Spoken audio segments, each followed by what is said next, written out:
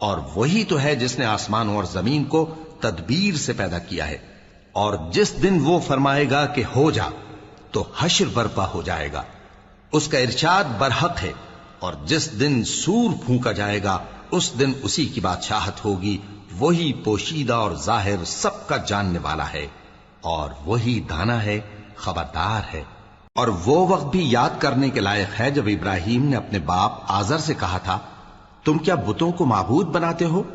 میں دیکھتا ہوں کہ تم اور تمہاری قوم کھلی گمراہی میں ہو۔ اور ہم اس طرح ابراہیم کو آسمانوں اور زمین کے عجائبات دکھانے لگے تاکہ وہ خوب یقین کرنے والوں میں ہو جائیں۔ یعنی جب رات نے ان کو پردہ تاریکی سے ڈھانپ لیا تو آسمان میں ایک ستارہ نظر پڑا، کہنے لگے یہ میرا پروردگار ہے۔ جب وہ غائب ہو گیا تو کہنے لگے کہ مجھے غائب ہو جانے والے تو پسند نہیں۔